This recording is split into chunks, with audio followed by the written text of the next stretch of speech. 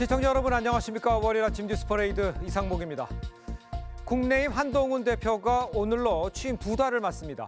내일은 한 당 지도부가 윤석열 대통령과 만찬을 갖고 의정 갈등 등 국정 현안을 논의할 예정인데 한 대표는 만찬에 앞서서 독대를 요구를 했지만 대통령실로부터 즉답을 듣지 못한 것으로 전해졌습니다.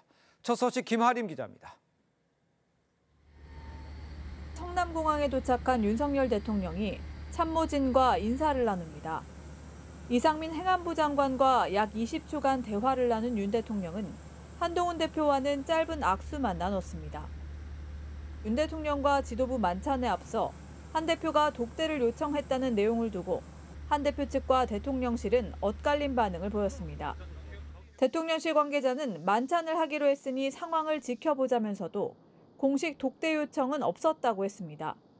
반면 한지아 수석 대변인은 독대를 요청한 건 맞다며 허심탄회하게 전국에 대해 의논할 수 있지 않을까 한다고 말했습니다. 그러면서 당에서 해당 내용을 언론에 알렸다는 일각의 주장은 부인했습니다. 저희 지도부 어떤 분도 먼저 언론에 얘기한 적이 없다는 말씀을. 만찬에선 여야의정 협의체 구성 문제도 논의될 걸로 보이는데 한 대표는 2025년 의대 증원 문제부터 전공의 수사 유예까지 정부의 유연한 태도를 요청할 것으로 전해졌습니다. 이 협의체 출범의 전제 조건으로 뭐는 안 된다. 그런 거 없습니다. 하지만 대통령실은 2026년도 정원 원점 재검토 외엔 수용하기 어렵다는 입장이어서 가시적 성과를 기대하긴 어려울 거란 전망이 많습니다. TV조선 김하림입니다. 더불어민주당 이재명 대표가 오늘 영광군수 선거사무소에서 최고위원회의를 엽니다. 조국혁신당 조국 대표가 먼저 현지에 월세방을 차리는 등 이 전력 투구에 나서자 본격 견제에 나서는 셈인데 기초자치단체장 재보궐선거를 20여일 앞두고 야권 내 집안 싸움이 치열해지는 모양새입니다. 이채연 기자입니다. 조국혁신당 조국 대표가 영광읍의 아파트를 임대해 월세살이 민생 투어를 시작하자 입주합니다. 이재명 대표를 비롯한 민주당 지도부는 오늘 영광으로 총출동합니다. 장세일 전남 영광군수 후보 선거사무소에서 현장 최고위원회를 연 뒤 터미널 시장 등을 돌아볼 예정입니다. 이 대표가 재보선 지원을 위한 첫 현장 방문지를 영광으로 정한 건 조국혁신당과의 접전 탓입니다. 지역 언론 여론조사에 따르면 영광군수 후보 가상 대결은 오차범위 내 접전, 곡성은 민주당 후보가 오차범위 밖에서 앞서 있습니다. 양측의 신경전도 격해지고 있습니다. 조국 대표는 민주당을 고인물이라고 깎아내렸고 호남은 사실상 민주당 일당 독점 상태입니다. 고인물은 썩습니다. 흐르게 해야 합니다. 민주당 김민석 최고위원은 고인물을 넘어 상하기 시작한 물이라며 맞받았습니다. 정청래 의원은 선거 유세하느라 지난주 김건희 여사 특검법 등 본회의 표결에 빠진 조 대표의 빈자리 사진을 찍는 모습이 포착돼 논란이 일었습니다. TV조선 이채연입니다. 네, 다음 달 치러지는 서울시 교육감 보궐선거가 20여일 앞으로 다가왔습니다. 보수와 진보 두 진영이 모두 후보 단일화에 속도를 내고 있는데 단일화 여론조사를 마친 보수 진영은 오늘 후보 결정에 나설 예정이고 선거법 위반으로 교육감 지급 박탈당했던 광노현 전 교육감은 진보 진영 경선에서 탈락했습니다. 조윤정 기자의 보도입니다. 다음 달 16일 치러지는 서울시 교육감 보궐선거. 보수 진보 진영이 각각 단일화 후보를 추리는 가운데 광노현 전 서울시 교육감은 진보 진영 단일화 경선에서 탈락했습니다. 진보 단일 후보 경선에는 곽 전 교육감을 비롯해 5명이 지원했는데 1차 투표 결과 강신만 전 전국교직원 노동조합 부위원장과 정근식 서울대 명예교수, 홍재남 전 오류준 교장 등 3명이 남았습니다. 곽 전 교육감은 2010년 상대 후보를 2억 원에 매수한 선거법 위반 혐의로 재판에서 유죄가 선고돼 진보 진영 내에서도 출마 자격 논란이 일었습니다. 당시 저는 국정원의 심리전 공작 대상이었습니다. 보수 진영은 21일 조전혁 전 한나라당 의원과 안양욱 전 한국교총 회장, 홍우조 고려대 교육학과 교수 등 3명을 대상으로 단일 후보 여론조사를 마치고 이르면 오늘 후보를 결정해 모레 발표할 예정입니다. 하지만 보수 진보 진영 모두 독자 출마 후보가 버티고 있어 양자 대결은 힘들 거란 전망도 나옵니다. TV조선 조윤정입니다. 네, 북한이 어젯밤 또다시 오물풍선을 남쪽으로 날려보냈습니다. 이번 오물풍선 부양은 지난주에 이어 나흘 만으로 올 들어 22번째 도발입니다.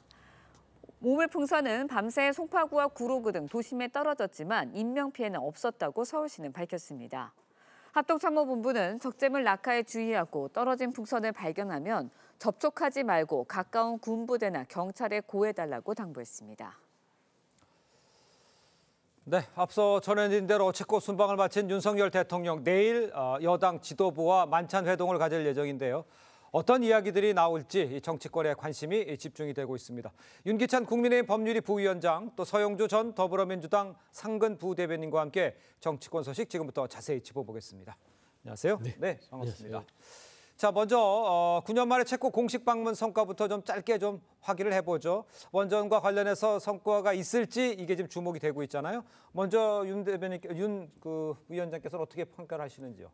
그러니까 일단 원전 수출 관련해서 좀 원만히 하고자 하는 목적이 가장 컸죠. 그렇죠. 그러니까 웨스팅하우스가 원천 기술을 갖고 있는데 사실 딴지를 걸고 있었잖아요. 네네. 그래서 내년 3월로 예정된 이제 본계약 체결이 좀 원만히 될 수 있도록 이 미분은 성공적으로 마친 것 같고요. 그다음에 이제 숨은 목적이 사실은 이제 체코라는 것이 유럽의 그 강자의 제조업 강자거든요. 네. 그렇기 때문에 아마 유럽 시장 공략의 교두보로 삼으려는 여러 가지 56건 정도의 그 계약을 체결했다고 하니까요. 그러니까요. 그런 숨은 목적이 달성된 것으로 보이고 네. 가장 큰 것은 이제 원전이 무난히 했다는 것에 대해서 국민적 지지가 좀 있어야 될 것 같다라는 생각합니다. 알겠습니다. 서 대표님께서는 어떻게 생각하시나요? 그러니까 뭐 어떤 원전 계약이든 뭐든 간에 성과를 낸다면 좋은 일이겠죠. 그렇죠. 그런데 이제 이게 제대로 성과를 내는 것이냐 아니면은 그냥 이거 시간 낭비나 어떤 에너지 낭비만 하는 것이냐 이건 잘 살펴봐야 될 것 같습니다. 물건을 제대로 팔 수 있는 데를 가서 팔아야지 아프리카에 가서 나루 들고 가서 뭐 무슨 뭔가 대단한 일을 한 것처럼 할 수는 없는 거 아니겠어요? 그래서 지금 비판의 목소리가 나오는 것들을 정보 좀 들어야 되는데 체코 원전 부분들은 말씀드렸다시피 웨스팅하우스가 지적자 선거를 가지고 있습니다. 예전에 아랍에미리트에서 우리가 원전 수출에 성공했을 때는 웨스팅하우스와 수출 관련돼서 사전 협의가 있는 뒤에 가서 성공이 됐던 겁니다. 근데 지금 체코 부분은 지금 웨스팅하우스가 본인들의 지적재산권을 줄 생각이 없는 상황이고 그걸 설득하는 시간이 걸려 있어서 지금 56건의 협력 문서, 그다음에 체코 원전에 대해서 뭔가 수주가 된 것처럼 국민들이 알고 있지만 MOU 수준입니다. MOU는 언제든지 깨질 수 있는 것이고요. 막상 그게 웨스팅하우스를 설득한다 하더라도 지금 그 원전 수주에 있어서 60%는 체코가 공사를 하게 돼 있습니다. 그러면은 대한민국은 가서 결국은 60%에 대한 체코에 공사 비용을 주고 그다음에 10년 정도의 공사 기간이 있기 때문에 거기에 대한 처리 비용 등 비용을 고려했을 때는 24조 원의 낮은 금액으로 입찰했던 부분을 고려했을 때 경제적으로 어떤 이익이 있을까라는 점들도 한번 돌이켜 보면서 세심하게 좀 접근했으면 좋겠다는 알겠습니다. 말씀. 세심하게 접근해 주는 건 맞고요. 또 대통령이 직접 현장에 가서 지금 외교 활동을 한 것이니까 어떤 결과가 나올지 좀 지켜보도록 하죠. 자, 요 부분부터 한번 확인해 보겠습니다. 내일요 만찬 회동 이야기 본격적으로 지금부터 해볼 텐데요. 한동훈 대표가요 회동 때 독대 요청을 했다 이런 사실이 지금 알려지면서 독대가 성사될지 여기가 주목이 되고 있죠. 관련해서 국민의힘 한지아 수석 대변인 목소리 들어보겠습니다. 저희가 독대를 요청한 것으로 알고 있고요. 아직 검토 중이라는 것까지만 저는 알고 있습니다. 어떤 채널을 통해서 독대 요청을 하셨는지요? 그건 제가 자세히 알고 있지 않습니다. 한 대표님이 독대에서 이제 내년도 증언까지도 좀 논의 테이블에 올려야 한다는 취지로 말씀하실 수도 있다라는 보도가 나왔는데 독대하시는 데 있어서는 아까 말씀드렸듯이 어떤 내용들이 오갈지는 모릅니다. 독대에서는 그야말로 의제 제한이 없지 않을까 싶습니다. 일단 대통령실은 아직까지 한 대표의 독대 요청에 대해서 즉답은 없고요. 공식 독대 요청이 없었다면서 이제 이게 먼저 언론에 공개된 것에 대해서 좀 불쾌감을 표하는 것으로 지금 해석이 되고 있습니다. 이런 상황이지만 그래도 독대는 이루어진다 이렇게 봐야 되겠습니까? 일단 여당 대표와 대통령의 만남 형식과 의제 관련해서 이렇게 잡음이 있었던 적은 없죠, 사실은. 그렇죠. 그러니까 한동훈 현 대표가 이제 비대위원장 시절에 선거 이후에 이제 뭐 점심 약속을 했냐 안 했니, 뭐 참여하냐 안 하니, 그다음에 뭐 7월 말에도 독대 한 번 있었는데 그 위에 몇 분간 독대했는지 그래서 이런 보통 이제 야당 대표와 대통령 간의 그런 신경전이 있는데 일단 여당 대표와 대통령 간에 이런 신경전이 있다는 것에 대해서는 국민이 좀 의아하게 생각할 것 같다. 말씀 먼저 드리고요. 그냥 독대를 안 할 이유는 없죠. 저는 개인적으로 뭐 한 대표가 독대를 요청했다는 것은 그만큼 대통령께 드리고 싶은 말이 많다는 거고. 그렇죠. 대통령께서는 독대라는 형식을 굳이 배척할 필요 없다고 봅니다. 여러 가지 말씀을 들으면 되는 것이죠. 다만 이제 현재 독대를 요청했다는 것이 사전에 이렇게 얘기되는 것도 좀 이례적이에요. 보통은 이제 독대했다 이렇게 나와야 되는 거 아니겠습니까? 그렇습니다. 근데 독대를 요청했다라고 나오는 것이 글쎄 뭐 여러 가지 이유가 있겠지만 어쨌든 자연스러워 보이지는 않는다. 그러나 독대를 통해서 대통령과 한동훈 여당 대표 간에 의제 제한 없이 여러 의제에 대해서 논의를 많이 해야 된다라는 것이고요. 특히나 이제 의정 활동 관련해서는 대통령과 여당 대표의 목소리는 내부적인 목소리는 일치해야 된다고 봐요. 대표되는 목소리는 다를 수 있어도 내부적인 목소리는 일치해야지만 개혁의 동력을 얻을 수 있는 것이고 또 의사분들을 설득할 수 있는 힘을 얻어갈 수 있는 거거든요. 그래서 저는 개인적으로 각자의 목소리가 각자의 정치적 이해관계에 따라서 달리 발표되는 것은 의정 활동 하에서 개혁을 추진하려는 그러니까 개혁의 본질적인 노력에 대해서는 다 동의하는 거기 때문에 이 부분이 가장 저는 좀 우려스럽다 개인적으로 그렇게 생각합니다. 알겠습니다. 이런 상황인데 이제 독대 여부를 놓고 글쎄요 이게 신경전인지 모르겠습니다만 신경전이 오가고 있다 이런 지적도 있잖아요. 한동훈 대표가 윤 대통령 귀국길에도 이 공항에 마중을 나갔었는데 대화 없이 짧게 악수를 만나는 모습이 보였어요. 그러니까 일각에서 윤 대통령과 한 대표의 관계가 예전 같지 않은 거 아니냐 이런 이야기도 나오는데 밖에서는 어떻게 보세요? 저도 이제 그 영상과 사진을 좀 봤어요. 봤죠, 그렇게 뭐 화기애애하지는 않았습니다. 그러니까 이제 정치라는 더 이상 어떻게 화기애애할 수 있냐 이런 생각이 그러니까 이제 예전과 비교하는 거죠. 예전에 과거와. 그렇죠. 이 기준이라는 점이 있잖아요. 뭐 이걸 딱 그냥 보고 나서 대화를 안 했다고 해서 이게 뭐 냉랭하다고 하지는 않지만 예전에 윤석열 대통령과 한동훈 지금 대표 간의 사이는 어땠습니까? 막역했잖아요. 그렇죠. 뭐 영어를 잘해서 우리 법무부 장관 시켰다, 우리 한동훈 장관 이러면서 썼던 이런 관계에서 지금 현재 지나가면서 사진 한 장만 보면은 윤석열 대통령의 눈빛에서 레이저가 나가는 듯한 느낌? 그런 느낌까지 받을 정도로 봐보세요. 지금 나오는 사진이 그렇지 않습니까? 그리고 말 한마디도 없이 눈으로 그냥 쏘아보고 지나갔다라는 점에서는 뭔가 조금 불편한 심기가 있지 않냐라는 것이고 거기에 덧붙여서 최근에 독대를 집권여당 대표가 했단 말이에요. 이게 문제입니다. 이걸 독대를 요청한다는 자체가 참 이건 야당 대표가 요청을 한다고 하면 모를까. 여당 대표는 수시로 만나야 되는 사이 아니에요. 그런데 2달이 지났음에도 불구하고 이게 만난다는 얘기도 없고 그 와중에 보면은 원희룡 전 장관은 2번을 만났다는 보도가 있고요. 따로. 그다음에 윤상현 의원 등 그 가까운 분들은 그것도 번개 형식으로 저녁에 식사를 했어요. 근데 집권여당 대표인 한동훈 대표가 지금 독대를 요청하는 상황이 됐다. 이거는 뭔가 국정에 대해서 공사가 조금은 애매하게 흘러가고 있지 않냐라는 좀 그런 기록을 알겠습니다. 당 대표와 대통령이 이렇게 뭐 수시로 만나는 게 언론에 공개되는 건 제가 그렇게 본 기억은 없는데 그 당 사정을 잘 아시잖아요. 그러니까 그거 하나 여쭤볼게요. 왜 언론에 먼저 이게 불편한 겁니까? 대통령실에서는 언론에 먼저 이게 공개된 것이 불편한 겁니까? 미리 은밀하게 만날 수도 있는 건데 공개된 걸 불편하게 생각하는 건지 그게 궁금해요. 그러니까 여당 대표 대통령의 만남 또 연락, 소통 이런 부분들은 잘 아무도 모르죠 사실. 그러니까요. 지금도 한동훈 대표와 대통령이 전화 통화 등 수시로 하는지 여부에 대해서 잘 몰라요. 알려지면 또 안 되는 것이고요. 맞습니다. 그런데 이제 독대 요청했다라는 이 문구가 어떤 의미가 있냐면 자, 독대 요청에 대해서 대통령이 독대를 못 받을 수도 있잖아요. 예를 들면 이재명 대표와의 또 독대 문제가 있기 때문에 이걸 만약에 어떤 정무적 판단 문제로 그러니까 한동훈 대표의 관계 차원이 아니고 다른 이유 차원에서 독대를 못할 수도 있잖아요. 그럼 독대 못한 거 갖고 또 갈등의 소지가 있어요. 그러니까 이게 언론에 알려지게 되면 독대를 요청했는데 왜 못 받느냐. 그다음 독대했을 때 의제 갖고 또 한 차례 또 파동 이런 식으로 뭔가 여당 내부 여당과 대통령실과의 갈등을 그 갈등의 단초가 될 수 있는 거기 때문에 그럴 만한 문제가 아님에도 불구하고 아니 만남의 형식이 뭐가 중요하겠어요. 여당 대표와 대통령의 만남의 형식이 이렇게까지 화두가 된 적은 없거든요. 그렇다면 굳이 이런 독대를 요청했다, 독대하냐 안 하냐 갖고 여러 가지 문제가 되는 만한 이런 단초를 제공할 필요가 없는 거잖아요. 어디서 나왔는지 모르겠지만.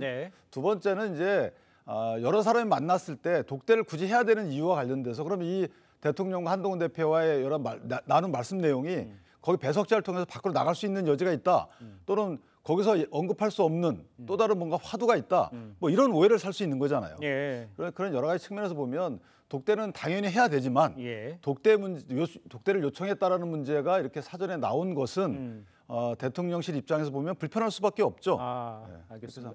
그렇지만 일단 뭐 중요한 것은 그 대통령실과 국민의힘 한동훈 대표 안에 이견이 있는 것들을 30명이 모인 많은 만찬 자리에서 다 터놓고 얘기해서 결론 내리기 어려우니까 직접 만나 뵙고 얘기하겠다. 뭐 이런 뜻으로 해석하면 되지 않겠습니까? 근데 이제 그것은 그 자리에서 그날 제안해도 되는 거잖아요. 역대 보면 저 대통령실과 여당 대표 간에 만나면 잠깐 얘기하시죠 이렇게 할 수도 있는 거고요. 또는 대통령 한동훈 대표께 잠깐 따로 봅시다라고 얘기할 수도 있는 거고요. 또는 배석자분들이 거기서 또 제안할 수도 있는 거고. 그리고 사전에 따로 만남이 예정돼 있다 하더라도 보통은 사전에 나가지 않잖아요. 알겠습니다. 자, 근데 무엇보다 이제 내일 만찬 회동에서 의정 갈등 해소의 돌파구를 찾을 수 있을지 이게 지금 주목이 되고 있는 상황입니다. 그런데 민주당 이재명 대표가요, 이면택 의협회장과 만남을 갖고요, 정부가 개방적으로 나와야 한다면서 압박에 나서는 모습이 연출이 되고 있습니다. 의협의 정부를 제외한 여야의 협의체 출범도 제안했다는 얘기가 나오고 있어요. 민주당이 이렇게 나서는 상황은 어떻게 이해를 해야 되겠습니까? 정부에 대한 압박이죠. 지금 의료대란 부분들, 그다음에 최근에 이제 추석을 지나면서 다행히 그 국민들에게 많은 피해가 오진 않았으나 앞으로 첩첩산중입니다. 날도 추워지고요. 그러면은 이 고위험군에 있는 나이 드신 고령자들은 병원을 찾을 수밖에 없는 상황인데 지금 이대로 하루하루를 그냥 보낼 수가 없는 상황이에요. 근데 정부는 지금 여야가 지금 의사단체를 테이블에 앉힐 수 있는 제안을 계속 던짐에도 불구하고 2,000명에 대한 증원에 대해서 고집을 버리지 않고 있습니다. 그런 상황에서는 한 발짝도 못 나가니 그러면 정부 혼자서 일단은 어떤 변화의 추이를 없는 상황에서 여야 의장이 멈출 수 없으니 여야 의라도 하자. 왜냐하면 지금 의사단체가 움직이잖아요. 의사단체 협의회가 여당도 만나고 야당도 만나기 때문에 일단 중요한 거는 국민의 생명과 건강권에 대해서 시급하게 현장을 돌아가게 하는 복구가 중요하기 때문에 일단 여야 의부터라도 가자. 그러니까 정부가 이거를 해결 능력이 없다고 판단되는 것이고요.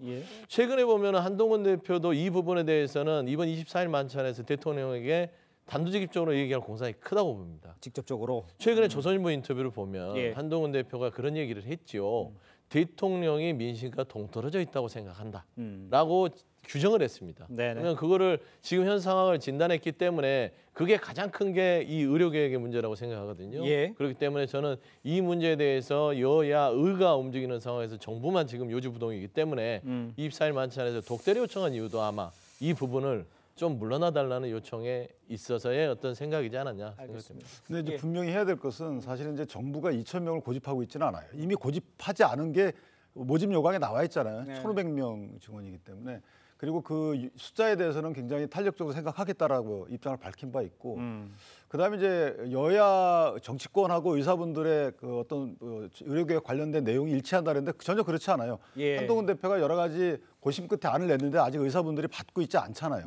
이재명 대표는 사실 추상적인 말씀만 하시지 구체적인 안을 내지도 않았어요. 이런 상황이기 때문에 저는 개인적으로 여야의정 협의체에 대해서 의사분들이 참여하기 그렇다 그러면 이재명 대표가 제안한 여야의 이 협의체 출범도 괜찮다고 봅니다. 그렇습니까? 어떤 형식으로든지 간에 의사분들이 참여한 논의가 시작된 것은 좀 옳다. 그렇기 때문에 이재명 대표가 지금 제안하신 부분에 의사분들이 참여했으면 좋겠어요. 알겠습니다. 자, 계속해서 다음 이야기도 해보도록 하겠습니다. 검찰이요, 이재명 대표의 공직선거법 위반 혐의에 대해서 징역 2년을 구형을 하면서 여야의 반응 지금 엇갈리고 있죠. 이재명 대표와 한동훈 대표 목소리를 직접 들어보겠습니다. 검찰이 검찰 권력을 남용해서 증거도 조작하고 사건도 조작하고 정말 안쓰러울 만큼 노력하지만 다 사필 규정할 것입니다. 이 모든 일들이 다 역사에 남을 것이고 또 국민들께서 또 판단하실 것이고 선거 과정에서 있었던 고의적인 거짓말에 대한 통상적인 형사 재판입니다. 통상적인 구형이 있었던 것으로 보이고요. 통상적인 결과가 날 거라고 생각합니다. 이재명 대표 본인은 오늘 혐의를 전면적으로 부인을 했는데요. 오늘만 부인하신 거 아니잖아요. 민주당이 사건 조작이라면서 검찰 고발까지 민주당이 오늘만 그러는 것도 아니죠. 자, 일단 그 민주당은요, 오늘 법사위에서 이 검찰을 겨냥한 이른바 법 왜곡죄, 법을 왜곡하면 검사를 기소할 수 있다 이런 얘기잖아요. 그런데 이제 검사 여기 말고 또 검사 탄핵 청문회도 다음 달에 재개할 상황입니다. 여당에서는 이재명 대표 2년 구형 이후에 이른바 이제 방탄 입법에 나섰다 이런 비판을 하고 있는 상황인데 먼저 서영주 대변인께서 보시기에 글쎄 민주당의 지금 행보는 너무 강하다 이런 표현을 쓰면 뭐 어떻게 대답하시겠어요? 이번 총선 민심에 대한 화답을 강하게 하는 거라고 보고 싶습니다. 그렇습니까? 네, 그러니까 지난 21대 국회에서 많은 의석을 줬으나 민주당 자체가 조금 머뭇거리는 부분이 있지 않았냐라는 어떤 비판이 있었고 22대 총선에서 또 야당에게 이런 과반 의석을 줬다는 것은 마지막 기회다 잘해봐라 라는 것이기 때문에 민주당 내에서는 이거를 좀 멈추고 머뭇거릴 어떤 시간이 없다라고 판단이 돼서 강하게 밀어붙이는 성향도 있지만요. 2년 한 6개월 거의 3년 돼가는 윤석열 정부의 검찰을 보면 여기도 만만치 않습니다. 야당에 대한 수사, 정치적 어떤 수사라고 할 만큼의 야당의 인사들에 대한 집중되는 수사들에 대해서는 이게 검찰이 과연 형평성과 공정성을 가지고 있는지에 대해서도 의문이 되는 것이죠. 그런 측면에서 이제 법 왜곡죄 같은 경우는 검사가 유일하게 대한민국에서 기소권을 갖고 있는데 그 기소권을 가지고 한 사람의 인생을 파탄시켜도 법원에서 무죄가 나와도 제대로 된 어떤 뭐 책임을 지지 않아요. 마음대로 기소권을 나누는 거죠. 내가 마음에 안 들면 당신 먼지 털어서 당신 범죄자 만들 거야. 근데 재판 가서 무죄가 나오고 대법원에 확정돼도 그 사람한 인생 풍비박산 나는데 그 검사는 또 승승장구하면서 삽니다.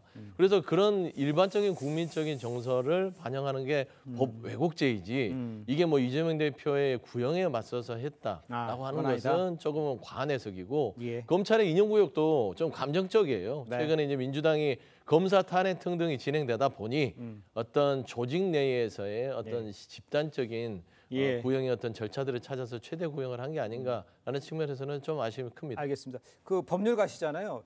저 법 왜곡죄라는 게 과연 이 상황에 적절한 법률적으로 적절한 조치인 건지 지금 상황에 나오는 것이 지금 뭐 어쩔 수 없는 검사 때문에 어쩔 수 없다라고 얘기를 하지만 합당한 대응인지 어떻게 평가를 하세요?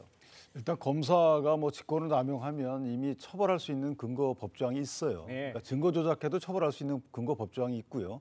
근데 저게 문제가 되는 게 법을 왜곡한 행위를 처벌하는 거예요. 근데 법을 왜곡하는 행위가 뭔지 도저히 해석이 안 되는 거고요. 저렇게 법을 왜곡하는 행위에 대해서 시행령으로 만들어야 되거든요. 그렇다면 행정부가 어떻게 보면 입법을 하는 이런 이제 기현상을 스스로 만들어내는 거죠. 그러니까 법 왜곡죄라는 게 지금 검사를 대상으로 하지만 저는 나중에 이제 법 해석 왜곡죄까지 판사를 대상으로 할 거예요. 그렇다면 글쎄 전체주의 국가가 되는 거죠. 일종의 권력 분립이라는 것은 의미가 없어지는 것이고 직업 공무원에 의한 선출직 공무원의 통제라는 민주 기본 원리도 없어지는 거고 그러니까 다수당이 마음대로 하겠다는 거거든요. 저는 개인적으로 글쎄 저게 입법으로 이루어지지 않을 거라고 믿어 의심치 않고요. 이재명 대표께서 본인과 관련된 이해관계에 있는 유치에 있으시잖아요. 그래서 저 법에 대해서 추진하지 말라고 아마 당대표로서의 지시를 하셔야 되는 것이 아닌가라는 생각이 들고 또 하나는 금방 그 구형량 말씀 주셨는데 저거는 구형량이라는 것은 전국적 통일을 기합니다. 검사 입장에서 보면. 그러니까 대선 단계에서 대선 후보자의 경우에는 허경영 씨한테 2년을 구형한 적이 있어요. 2번씩이나 2년을 구형했기 때문에 그 전례에 따라서 한 것으로 봐야 되는 것이지 이걸 감정적 구형이다라고 하는 것이 감정적 시점이다. 저는 관점이다 이렇게 봅니다. 알겠습니다. 자, 다음 소식도 짚어보겠습니다. 지난주 9.19 평양 공동선언 6주년 기념식에서 한 임종석 전 비서실장의 통일하지 말자 이 발언 여파가 이어지고 있습니다. 민주당 김민석 최고위원이 김대중 전 대통령이라면 김정은 위원장에 동조하지 않았을 것이다 이렇게 비판의 목소리를 냈어요. 김 최고위원이 직접 김 전 실장을 겨냥한 이유 이거는 어디서 찾을 수 있을까요?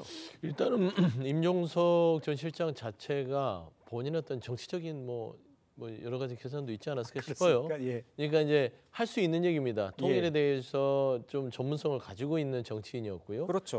그랬기 때문에 이국가론에 대해서는 뭐 그동안 뭐 노태우 정부 시절부터 이국가론은 대한민국 내에서도 통일학자들 내에서는 당연히 있었던 얘기입니다. 연방국가제라고 뭐 여러 가지 주장했고요.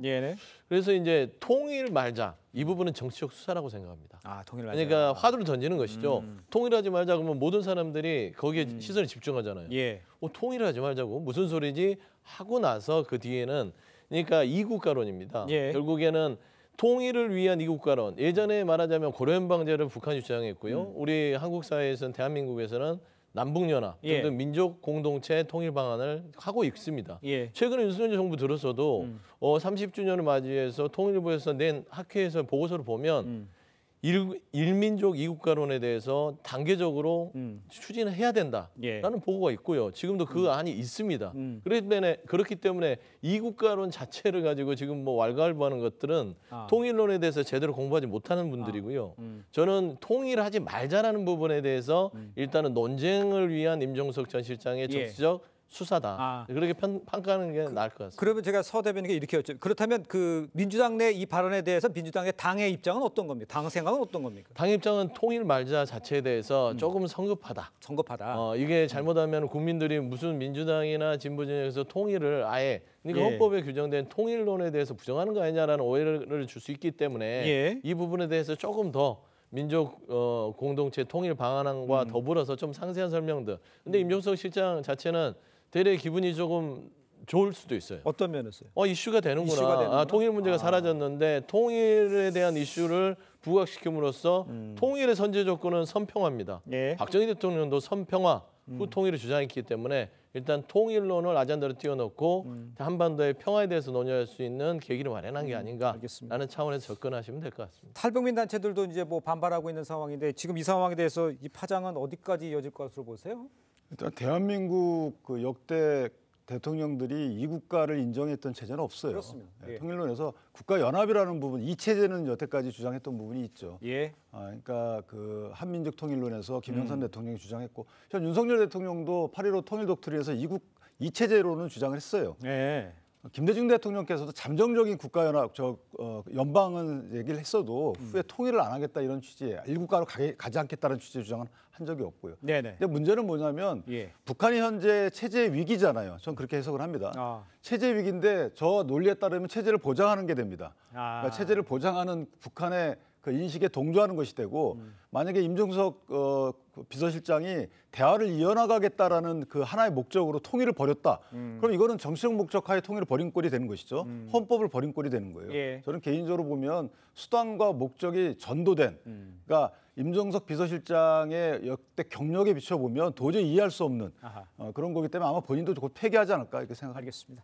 자, 다음 소식도 빠르게 짚어보겠습니다. 20여일 남은 이 10월 16일이죠. 이 재보궐선거를 두고 호남에서 이 민주당과 조국혁신당 신경전이 지금 이어지고 있습니다. 야당 입장을 먼저 듣겠습니다. 조국 대표가 본인의 고향인 부산은 내팽개치고 엉뚱하게 민주당의 본산인 전남에서 스스로 큰 집이라고 칭했던 민주당을 상대로 집안 싸움을 주도하고 있습니다.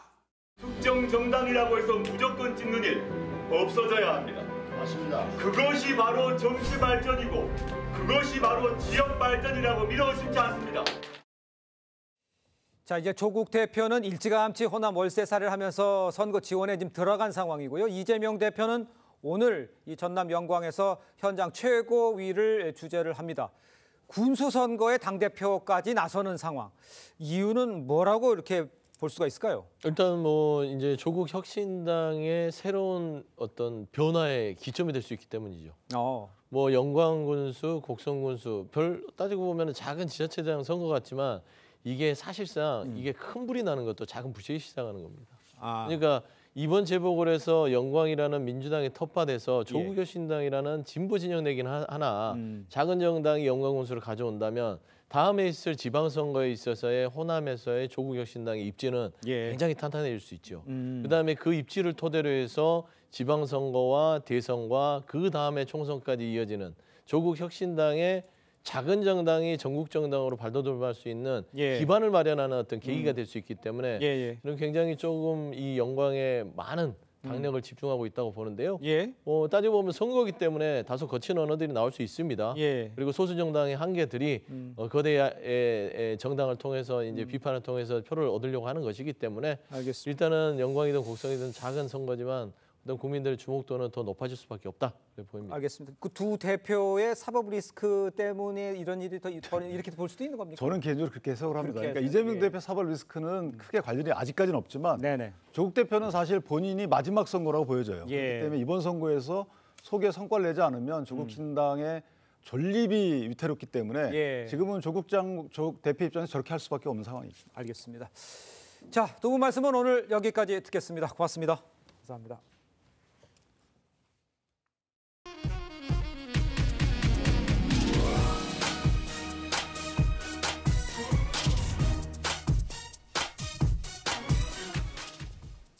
네, 주말 동안 전국에 내린 폭우로 끝날 줄 모르던 여름 더위도 이제 막을 내리는 모양새입니다. 오늘 아침 전국 최저 기온이 13도까지 떨어졌는데요. 오후에는 다시 최고 30도까지 오르면서 일교차가 큰 전형적인 가을 날씨를 보일 전망입니다. 서울 광화문에 취재기자가 나가 있습니다. 연결해 보겠습니다. 장동욱 기자, 오늘 새벽 출근길 바람이 제법 쌀쌀했는데요. 현재는 어떤가요? 네, 이 주말 비가 그친 뒤에 기온이 크게 떨어지면서 가을이 부쩍 다가왔습니다. 아침 출근길에 나선 시민들의 옷차림도 지난주와는 달리 긴 팔이 많아졌습니다. 제주도를 제외한 전국이 대체로 쾌청한 가운데 오늘 아침 서울 최저 기온은 16도를 기록했고 춘천은 13도까지 내려갔습니다. 여름 내내 한반도에 머물던 티베트 고기압과 북태평양 고기압이 수축하고 북쪽에 차고 건조한 공기가 내려오면서 기온이 뚝 떨어졌습니다. 하지만 한낮에는 맑은 날씨에 가을볕이 내리쬐면서 기온이 올라가겠습니다. 낮 최고 기온은 서울 29도, 대전 29도, 광주 30도 등으로 예상됩니다. 전국 대부분 지역에서 낮 최고 기온이 25도를 넘길 것으로 예상되면서 일교차는 최대 15도까지 벌어지겠습니다. 기상청은 이번 주 내내 일교차가 10도 가까이 벌어진다며 아침 출근길에 외투를 챙기는 등 건강 관리에 신경 써달라고 당부했습니다. 이번 주 미세먼지 농도는 전국 대부분 지역이 좋음 또는 보통 수준으로 맑은 가을 날씨를 보이겠습니다. 서울 광화문 광장에서 TV조선 장동우입니다. 네, 주말 동안 쏟아진 폭우에 곳곳에서 피해도 잇따랐습니다. 경남 김해의 유네스코 세계유산 가야 고분군의 일부가 무너졌고 창원에서는 빌라 옹벽이 붕괴돼 주민 50여 명이 이재민 생활을 하게 됐는데요. 이심철 기자의 보도입니다. 김해 대성동 가야 고분군. 고분군 위에 만들어진 토성 안쪽이 갑자기 무너져 내립니다. 지난해 유네스코 세계유산에 등재된 걸 기념해 다음 달 축제를 열려던 김해시는 당황스럽습니다. 언덕이거든, 언덕. 그래 참 황당하네 보니까 이거. 어떻게 보수할지 참 궁금하네요. 흙탕물로 침수된 도심. 차량이 지날 때마다 파도가 칩니다. 상인들은 빗자루로 빗물을 밖으로 쓸어내보지만 역부족입니다. 네, 직원들 인건비도 있을 테고 어떻게 해야 될지 모르겠습니다. 낙동강 지류인 조만강이 넘쳐 주민 75명이 대피하거나 구조됐던 쇠내마을. 물이 빠진 집과 도로는 쑥대밭이 됐습니다. 진흙 범벅으로 못쓰게 된 가재도구는 산더미처럼 쌓였습니다. 4개는 다 소중한 물건인데 아무 작도 못 쓰게 되니까 지금 말이 안 나오고 마음도 아프고 지금 너무 마음이 안 좋습니다. 창원의 이 빌라 주민 50여 명도 비가 그쳤지만 당분간 집에서 생활할 수 없습니다. 폭우에 거대한 콘크리트 옹벽이 건물 쪽으로 쓰러지면서 추가 붕괴될 위험이 있어서입니다. 약도 있겠지. 옷도 또 며칠 있을지 모르니까 옷도 여물도 챙겨야 되지. 네. 걸릴 수도 있으니까 일단 일주일은 기부 채할 일주일은 더 있어야 될 것 같은데. 이번 극한호우로 전국적으로 발생한 이재민은 1,500명에 이릅니다. TV조선 이심철입니다. 네, 이른바 의료계 블랙리스트 작성 혐의를 받는 이 사직 전공의 구속을 두고 의료계가 강하게 반발을 하고 있습니다. 네, 관련 내용 정혁진 변호사, 조기현 변호사와 함께 자세히 짚어보도록 하겠습니다. 안녕하세요. 안녕하세요. 네, 안녕하십니까. 자, 제가 말씀을 드렸습니다만 의정 갈등 이후에 전공의가 이 구속된 건 이번이 처음입니다. 구체적으로 어떤 혐의가 적용이 됐고 왜 구속 결정이 내려진 건지 좀 설명이 필요해 보입니다. 일단은 구속된 피의자는 전공인데요. 네네. 이제 사직한 전공이죠. 네네. 근데 이 사람이 의료계 이른바 블랙리스트를 작성을 했는데 지금 의사들이 집단 행동 중이지 않습니까? 그렇습니다. 이러한 집단 행동에 참여하지 않은 불참하는 의사들의 신상 정보를 정리한 다음에 이걸 정리하는 것도 적절하지가 않은데 네. 이거를 텔레그램을 통해 가지고 유포를 한다든지 아니면 의사들끼리의 그 폐쇄적인 커뮤니티가 있는데 그런 커뮤니티에다가 게시했다는 거예요. 예. 이런 것들은 이제 스토킹 처벌법 위반죄, 요즘 이게 형량이 굉장히 강화되고 예. 사회적으로 문제가 되고 있기 때문에 그런데 이 스토킹 처벌법 위반죄에 해당되는 것으로 보여지고요. 네네. 그다음에 이제 구속영장을 청구했는데 그런데 법원에서 일단 그 혐의를 당연히 인정을 하고 추가적으로 증거인멸의 염려가 있다 해가지고 구속영장이 발부가 됐습니다. 네, 일단 뭐 의료계 블랙리스트와 관련해서 검찰에 송치된 피의자가 32명인데 이 중에 30명이 현직 의사라고 하고요. 2명은 의대생이라고 합니다. 만약에 이제 이들의 혐의가 인정이 되면 어떤 처벌 내려지게 되는 건가요?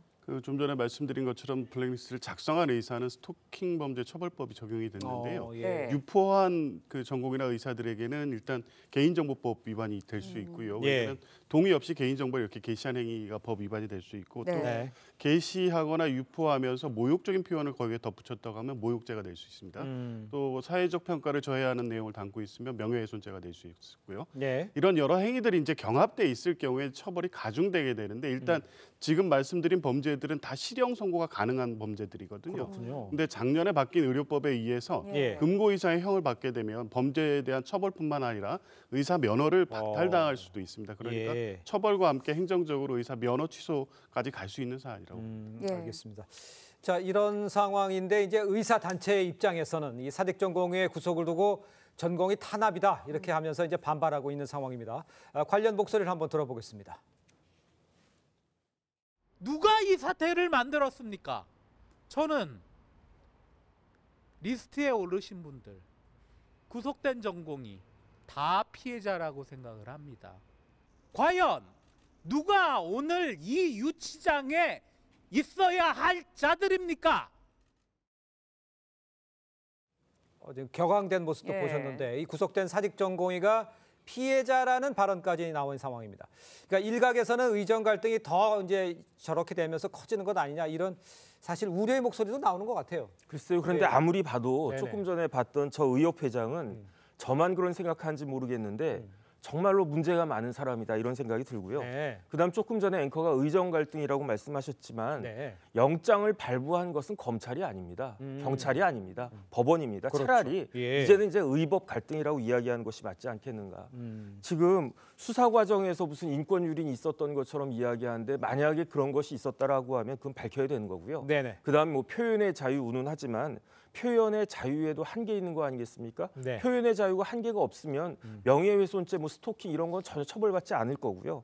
그러니까 조금 전에 봤던 저런 의협회장의 마인드는 어떤 마인드냐?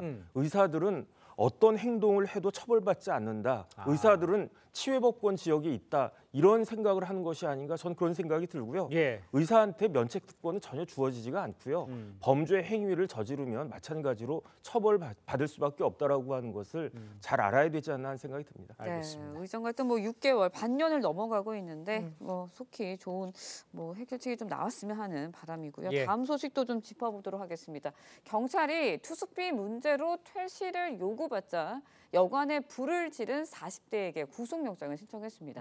이게 어떻게 된 일이에요? 그 충북 청주에서 있었던 예. 일인데요. 이 여관에 보면 이 저렴한 비용으로 장기 거주하시는 분들이 있습니다. 예. 소위 말하는 달방이라고 그래가지고 월 뭐 한 30만 원 정도를 내고 장기적으로 아예 거기를 거주처로 삼아서 사시는 분들이 꽤 있으신데 그 중에 지금 이 범행을 한 분은 이제 계속 살면서 이제 벌이가 시원치 않으니까 예. 아마 월세를 못 낸 것 같습니다. 퇴실 요청을 받고 퇴실을 당하니까 그거에 불만을 품고 그 여관에 찾아가서 단열재에 라이터로 불을 붙여서 야. 화재가 발생했고 예. 그로 인해서 거기 거주하시던 분 3명이 사망한 사건입니다. 그렇군요. 자, 그런데 네. 이 여관 건물에 스프링클러 설치가 되어 있지 않았다고 합니다.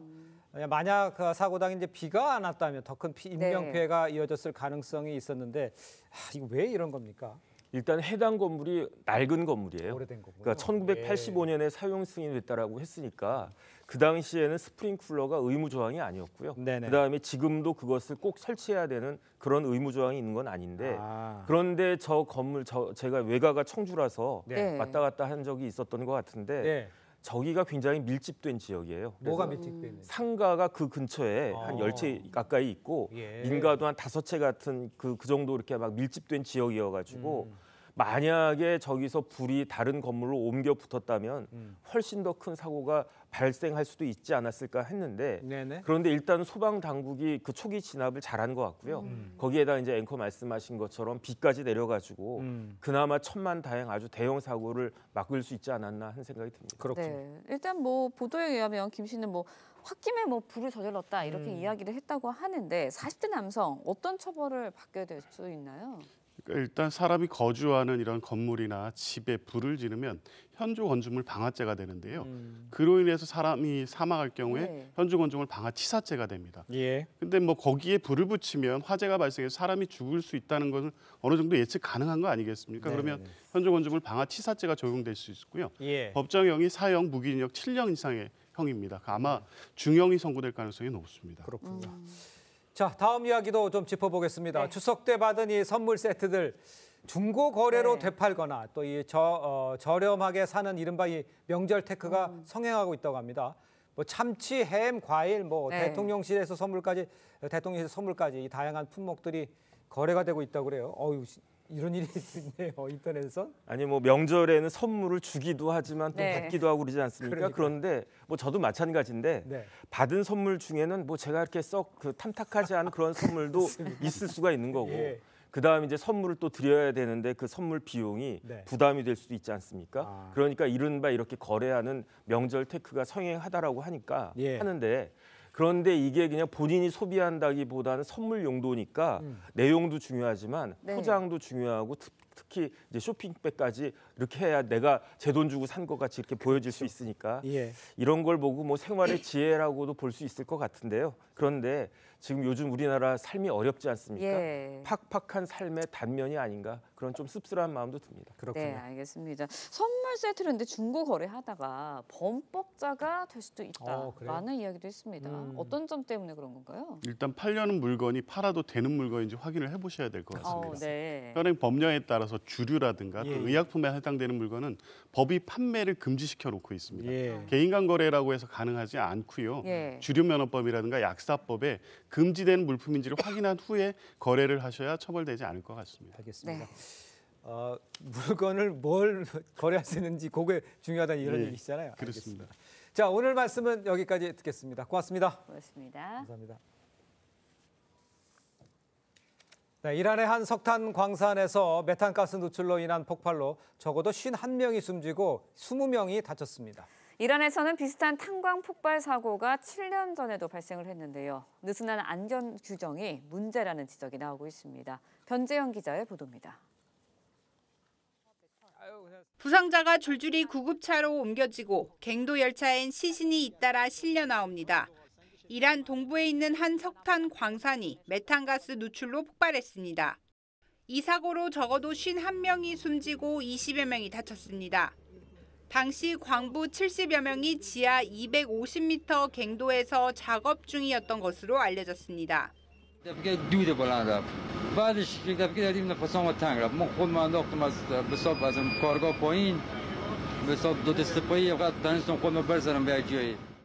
이란 정부는 폭발 당시 메탄가스 농도가 높아 인명 피해가 커졌다며 정확한 사고 원인을 찾는 데 모든 노력을 기울이겠다고 했습니다.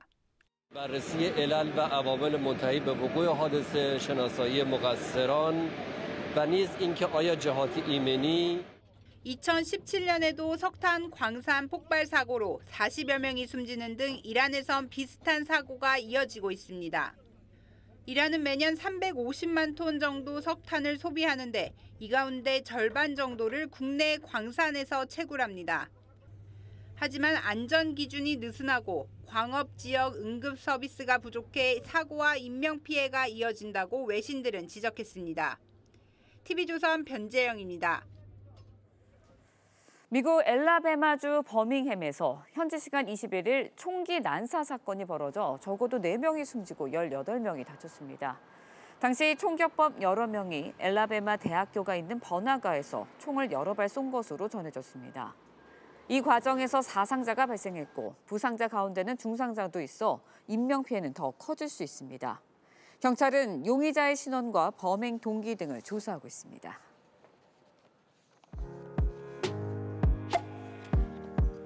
네, 렌즈에 담긴 그 순간 그 의미를 짚어보는 시간이죠. 사진기자가 선택한 아침의 한 장입니다. 오늘은 조선일보 사진부 오종찬 기자와 함께합니다. 안녕하세요. 오늘 아침에 볼 사진은 어떤 건가요? 네, 서울 용산 전쟁기념관에서 한국과 미국 장병들이 6.25에서 실종된 미군의 이름을 부르고 있는 장면입니다. 6.25 전쟁에 참전했다가 실종돼 집으로 돌아오지 못한 미군이 7,400여 명이나 됩니다. 지난 주말 이들을 위한 뜻깊은 행사가 열렸는데요. 그 현장을 찾아가 봤습니다. 엄숙한 분위기 속에서 실종자들의 이름 하나하나가 호명됐습니다. 이 행사의 이름은 제1회 한미연합 미군 포로 실종자 인식의 날입니다. 올해가 6.25 74주년인데 이 숫자를 기념해서 한국 대표 37명과 미국 대표 37명이 호명자로 나섰습니다. 모두 함께 부르는 7,400여 명의 이름들은 마치 아우성처럼 전쟁기념관에 울려 퍼졌습니다. 네, 한국과 미국이 함께 이름을 불러준다는 것 의미 있는 행사였던 것 같은데요. 단상 옆에 저 하얀 식탁, 무엇을 의미하는 거였나요? 네, 전쟁기념관 한편에는 호명되는 실종자들을 위해서 특별한 식탁이 차려졌습니다. 의자는 기울어져 있고 와인잔은 뒤집혀 있는데 더 이상 함께할 수 없는 전우를 의미합니다. 접시 위에 레몬 한 조각은 실종된 전우의 쓰라린 운명을 뜻하고 소금은 가족의 눈물을 상징합니다. 주최 측은 이번 행사를 계기로 북한에 미군 유해 발굴을 지속적으로 촉구할 예정이라고 합니다. 네, 우리를 위해 싸우러 왔다 아직 돌아가지 못한 7,400여 명의 병사들. 속히 가족의 품으로 돌아가는 날이 왔으면 하는 바람입니다. 지금까지 아침의 한 장이었습니다. 오늘 아침 공기가 제법 쌀쌀합니다. 절기 추분이 지나고 쾌청한 가을 날씨가 찾아왔는데요. 오늘 아침 서울이 16.7도, 춘천 13.9도, 안동은 15.6도로 어제보다 기온은 낮아졌지만 한낮의 기온이 10도가량 오르며 27도 안팎의 기온 보이겠습니다. 오늘 전국 하늘이 맑겠습니다. 제주는 오전부터 5mm 미만의 비가 내리겠고요. 강원 산지로는 짙은 안개가 끼겠습니다. 또 영남 해안과 제주에는 바람이 강하게 불겠습니다. 오늘 한낮 기온 어제와 비슷하거나 조금 높겠습니다. 서울이 27도, 대전과 대구 26도, 광주는 28도까지 기온이 오르겠습니다. 이번 한 주간 비 소식 없이 완연한 가을 날씨가 펼쳐지겠습니다. 큰 일교차 유의하시면서 깊어가는 가을을 만끽하시기 바랍니다. 오늘의 날씨 이나일입니다. 네, 이상으로 월요일 뉴스 퍼레이드 마칩니다. 네, 저희는 내일 아침 7시 30분에 다시 찾아뵙겠습니다. 시청해주신 여러분 고맙습니다.